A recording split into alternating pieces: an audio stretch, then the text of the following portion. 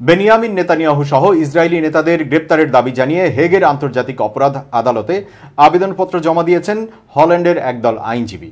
১৯৯৮ সালে পাশ হওয়া Rome statue বা রোম সংবিধির ভিত্তিতে গণহত্যা, মানবতার বিরুদ্ধে অপরাধ, যুদ্ধাপরাধ এবং আগ্রাসনের বিচারের জন্য আন্তর্জাতিক অপরাধ আদালত প্রতিষ্ঠিত হয়েছে। ইহুদিবাদী ইসরায়েল এবং মার্কিন যুক্তরাষ্ট্র এই আন্তর্জাতিক আদালতের অংশীদার নয়। এর আগে দক্ষিণ আফ্রিকার অভিযোগের ভিত্তিতে আন্তর্জাতিক বিচার আদালত বা আইসিজে দখলদার ইসরায়েলের বিরুদ্ধে একটি আদেশ জারি করেছে। তাতে গণহত্যা ঠেকানোর ব্যবস্থা নিতে ইসরায়েলকে নির্দেশ দেওয়া হয়েছে এবং আদালতের আদেশের পর কি ব্যবস্থা নেওয়া হলো তা আইসিজেতে জানাতে বলা হয়েছে। কিন্তু দখলদার ইসরায়েল এই আদেশকে গুরুত্ব দিচ্ছে না, বরং নেতানিয়াহুর নির্দেশে তার বাহিনী গণহত্যা অব্যাহত রেখেছে। বর্তমানে গাজার রাফাতে নতুন করে গণহত্যা চালাচ্ছে বর্বর ইসরায়েলি সেনারা।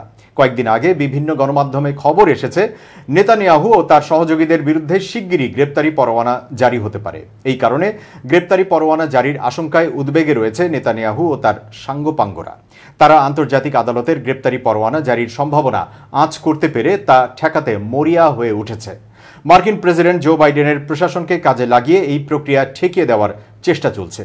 হিব্রু ভাষার বিভিন্ন গণমাধ্যমও স্বীকার করেছে হেগের আন্তর্জাতিক অপরাধ আদালতের পক্ষ থেকে গ্রেপ্তারি পরোয়ানা জারির সম্ভাবনার খবরে ইসরায়েলি প্রধানমন্ত্রী বেনিয়ামিন নেতানিয়াহু উদ্বিগ্ন হয়ে পড়েছে।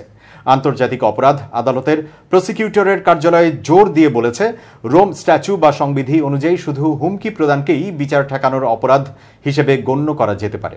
আইসিসির চিফ প্রসিকিউটরের দপ্তর থেকে বলা হয়েছে, কিছুদিন ধরে জাতিসংঘের এই আদালত ও এর কর্মীদের হুমকি ধমকি দেওয়া হচ্ছে।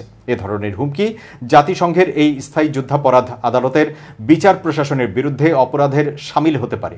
এতে আরও বলা হয়, আইসিসির দপ্তরের কর্মীদের কাজে ব্যাঘাত সৃষ্টি করা, তাদের ভয়ভীতি দেখানো এবং তাদের ওপর অবৈধ প্রভাব খাটানোর সব ধরনের চেষ্টা অবশ্যই অবিলম্বে বন্ধ করতে হবে।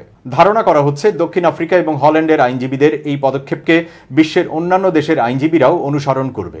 আর এমনটি হলে নেতানিয়াহু ও তার অবৈধ প্রশাসনের উপর চাপ আরও বাড়বে এবং তাদের নির্বিচারে মানুষ হত্যার মিশন বন্ধ হলেও হতে পারে।